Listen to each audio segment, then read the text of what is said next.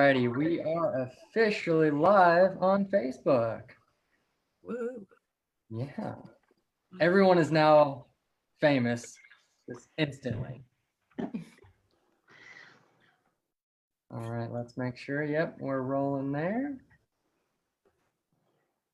Okay, everyone. So, thank you for joining us, all of our teachers here, and I know Dan is assistant principal as well, and for everyone who is popping on, thank you for joining us. I know this is going to be, very helpful for anyone who is at home with small children, and especially for anyone who is having to homeschool their kids and they did not get a degree in teaching either math or science. I've heard French has been a struggle for a lot of parents. So, we wanted to just get a few special people on here to kind of help our parents out there who may be struggling or may have hit a brick wall and need some extra tips or tricks to kind of get through the day to keep their kids engaged with what they're supposed to be. So with us today, we have Dan Mahone. He is North Hardin County High School assistant principal. Sarah Switzer from Farmer Elementary, currently teaching first grade, I was told. We have Amanda Carmichael from Clarksville High School, teaches math and does a few other extracurricular things around the high school. We have Kathy Smith, who is the head of the SOAR program, and that's for Successful Opportunities with Autism Resource at Emerson Elementary. And Kim Mobley, who is a kindergarten teacher at Silver Creek Primary. So hopefully I got everyone's name right, and hopefully I got what you did correct. I'm known for getting last names very wrong, so I apologize if I botched anyone's name.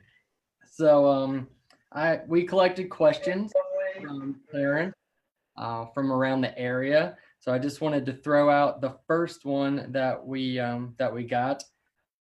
Do you miss the classroom? Very much so. Very much so. A lot of head nods. Yes. What would you say the first thing you look forward to once you are able to get back to the classroom? What's that one thing you just can't wait to do? See my kids. See all of them and greet them and hug them and tell them I'm glad they're back. Definitely all of those things. You can go ahead, Kim. Oh, I was just saying, definitely the interaction with the kids. I think all the teachers are craving the interaction with the kids, and this is just as hard for us as it is for parents. Especially, I'm sure a lot of the teachers here have their own kids, so we're kind of navigating it as parents and as teachers. But I definitely miss interacting with the kids, having all the tools at our disposal too in the classroom. Whereas right now, we're not allowed to get into schools. So we're really having to try to be creative as to what we assign and how we assign it, because we can't get the tools that we need, in the classroom. So definitely just being back into the building and having all those, supplies and tools at our disposal too. So. Dan or Sarah, you have anything to add to that? I know those are really good ones. I think if you ask any of the teachers across the nation, the reason most of us do this is because we love kids. And you take that element out, and it's a game changer. Yeah, absolutely. Zoom meetings are nothing compared to seeing their faces every day and hearing their voices and the stories they tell, and knowing if they've gotten something or helping them figure something out. Now I'm, troubleshooting through emails and texts with parents as opposed to sitting down with the kiddo and just trying to figure out what's going on. So definitely miss that. I hear you. So, for the parents who may be struggling with how do they explain this situation to their kids? And I know each of you kind of specialize in, different age groups of children. So, and many of you are parents. So how do you go about explaining to, your kid, whatever age range they may be, what we're experiencing right now, and sort of what tips could you give to parents who might be looking for that one liner or that two liner of something I can tell my kid to, keep them positive, and so that they understand, why are we talking about social distancing and masks, and why can't I see my friends? Well, I could say that I do a lot of social narratives, stories for the kids, and visuals, because my kids have autism. So some of them are nonverbal. They deal better with pictures. And there are so many free social stories out there about COVID-19, as well as how to wear a mask, why we wear a mask, why I can't see my friends, that I would think that they would also work with kids without disabilities too, because they're written as a kid level, and it's to help them understand. Yeah, I think when this all first started, when we were still at school, we went over and over hand washing and why it's important not to touch your face or to put your fingers in your mouth. With first graders, they're often putting their fingers in different places. So just the start of that, just to kind of give them a little life lesson about, keep your hands clean. But then, I always tell them my number one job is to keep them safe. And right now, the best way I can keep them safe is for them to be at home with their families and, just to, try to make the best of it, get outside on sunny days, do what you can to get through. And telling the parents, just my kids' mental health is more important to me right now than whether they finish that math worksheet. So just to keep everybody as happy and calm as they can. Yeah, I agree. And one thing, even with my own daughters, because I have a kindergartner and a fourth grader, and when they get frustrated, because platforms are freezing or whatever, I just, I think a lot of kids don't realize that every kid in the United States, really globally, is going through this right now. So sometimes that just helps to calm them down. When I say every kid is dealing with this right now, it's not just you, it's every kid. Because I don't think that they realize that, when you're that young, it's all about you. So just kind of opening their eyes up to that a little bit. To speak to that point, I think it's just really important for parents to be honest with their kids and to have that dialogue and just to talk to them and communicate with your kids. Because I think what a lot of adults fail to realize is the kids are just as stressed as we are. They really are. They don't know what's going to happen day to day, and we've completely changed their routine. And kids thrive on structure and routine. We've completely changed that. So as parents and as educators, it's really important for us to remember that kids are just as stressed as we are, and we have to be patient with them. We really do. We have to be patient. This is uncharted water that we're all in, and it's important to remember that they're just as stressed as we are. I think all of those are great. And as for Dan and I both, with high school kids, I think it's honestly just, having those conversations, because they want to know that you're vulnerable too. They want to hear about your struggles and know that everything's not going perfect for you as well. So just make sure that you continue to have conversations with your kiddos, especially your older kiddos, just to make sure that you know how they're doing. And I think that's the biggest thing with just connecting with my older kids. And, they do struggle. I teach math. It's hard. They don't want to do that at home without me. So, just letting them take breaks and things like that. It's hard to sit and work all day, but I think everybody's comments were great. Just open and honest conversation. I love that. And Dan, it's like you knew what my next question was going to be. So you get to start. Okay. What tips would you give to parents to keep their kids in that school-minded routine? Well, I think the most important thing you can do for your child is to establish a routine. If you can get them on some type of normalcy, it will help them. And once again, kids really do thrive on structure and routine. And it's difficult to do that sometimes. It really is. But if you can have a set time during school nights to go to bed, a set time to get up, a set time that we're going to do homework, even for older kids, if you can do those kinds of things, you're going to get a lot more productivity out of your students.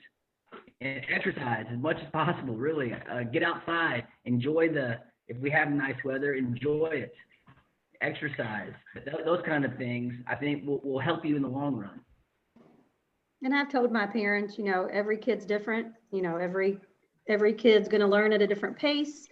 My 13-year-old we have at home, he goes to night school because he sleeps till noon. But that's working for us right now. So you do what you got to do to make it work. So, just find something that's working with your family, your child, your work schedule. I have both parents are working, so they don't get to start work, their schoolwork until 5, 6 at night. And I'm like, well, then that's when you do it, and you do what you can. So just that flexibility of having a structure, but make it fit the needs of your family at this time. So I think that's great because we have to think about, even a lot of our high school kids are, working at the grocery store, working at some of our restaurants right now. So just having a lot of grace both ways, I think, because some kids might not turn in their work until the weekend, or it might be a little late because there's some of those essential workers that we have that are out there, doing those things right now. Perfect. So I know since everyone deals kind of, different spectrums of age groups, how have you kept connected with your class? And I guess, how have you kept connected? And then how do you keep the kids within your class connected to each other? I don't mind to start. The Zoom, obviously, what we're doing right now. I try to schedule a Zoom meeting every day, actually a couple each day, just because, like Sarah said, some parents are working. So I try to do it a couple different times just to accommodate more kids. Just checking in via FaceTime, texting. And, I have the little kids. So I like it. It's funny because the first couple Zoom meetings, they were all just silent. And the best thing about Zoom meetings is the mute button. So you can mute them and you can teach, but now they're starting to figure out how to unmute themselves, which is kids and technology is amazing, but they know how to unmute themselves now. So we have to preface before all the meetings start, when Miss Mobley mutes you, you can't unmute yourself. But I was telling one of my teaching partners, I sent out a survey to my parents, just checking in. And almost every parent out of my 23 kids said that their kids loved the Zoom meetings the best. And even the kids that are quiet and just sit there and say nothing, I think just seeing their friends, and having that social interaction, because they crave the routine, they crave the normalcy. And, you do become a family with your kids, and we miss them. We want to be back in the classroom too. So the Zoom meetings have been a lifesaver for sure. Great. And I know, we've kind of touched on, kids feel the same stress and anxiety that we are feeling. So does anyone have any sort of, coping mechanisms or, strategies of ways you can, certain things you can do with your kids to help de-stress them or, ease any anxiety you may see them having? I think with mine, I've just told my families, just when you get to that point, when the kids are stressed, we don't want tears, just take a break. Stop, walk away, go to your rooms, whatever you need to do just to take a break, take a walk.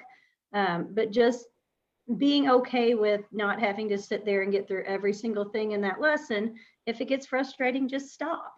And that's, I've told them that even with homework from the beginning of the year, there's no reason for any of this to cause them panic or tears. So just take a break when you need it. I think it's important to end on a good note. So if you're a parent and you have your kids working, maybe you negotiate with them and say, we're only going to do a half an hour today, or we're only going to do a half an hour right now, and then we're going to do something that you like to do, and then we can come back to that. What do you want to do first? Give them choices. Let them, I speak from a special ed standpoint, so let them choose to do the first one and then you do the next one, share reading, anything you could do that makes it more fun for them, talking voices. It doesn't matter. You can be as goofy as you want. I mean, we as teachers are goofy to get the kids' attention, and especially with my kids with autism, we have to be. But my kids are so they have aides with them. So they don't have an aide with them right now to help them. They have the parents, and the parents aren't trained like my aides are. So anything they could get done is gravy. And we work on social and communication and behaviors. So if they're talking to them, if they do virtual field trips, go outside and count the leaves, whatever you want to do. It's still education, but it's a little more fun.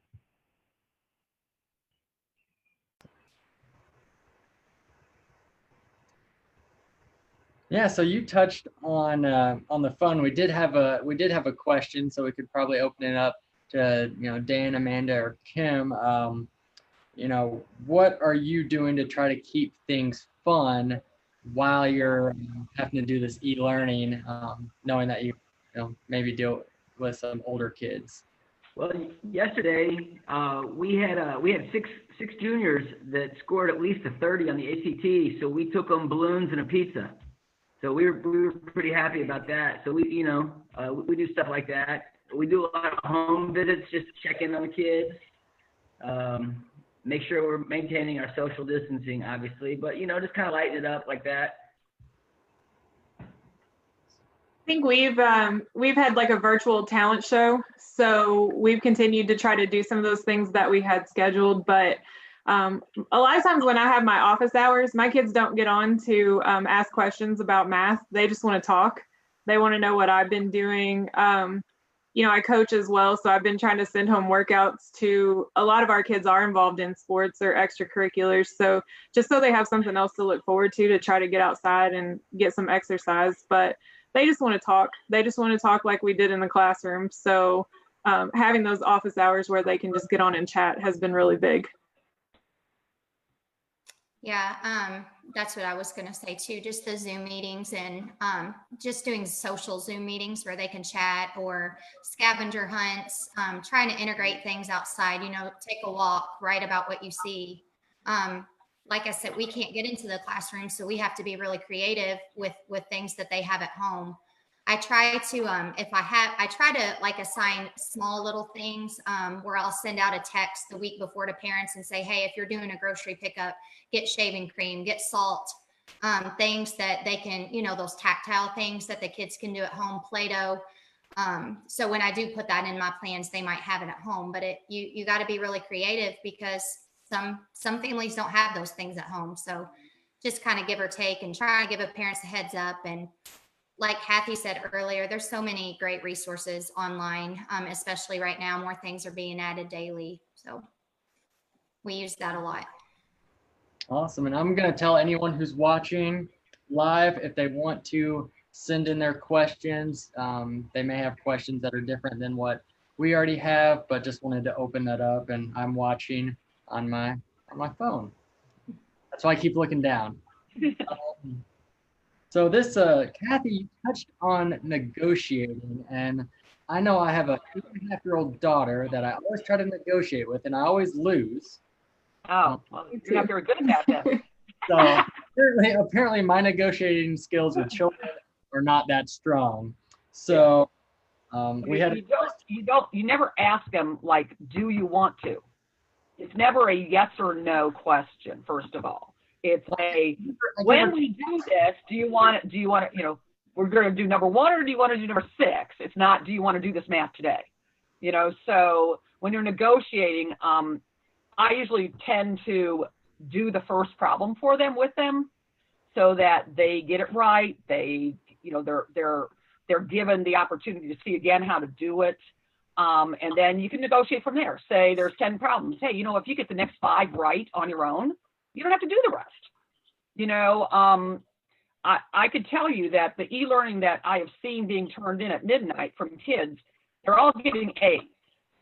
So I know somewhere along the line, somebody's negotiating and doing some of the work for these kids because they're all getting A's.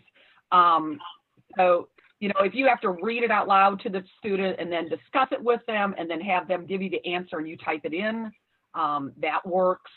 If you have to do odds and evens, if you have to let them, I have one student that asks Siri for the answers now for math, but you know what? That's a life skill. So it's still okay. He still has to listen and be able to write down the numbers, so So we can't, it's not school. I mean, it's not going to replace what we do in a classroom, but it is going to keep them still learning and on that track of every day having to do something that maybe they don't want to.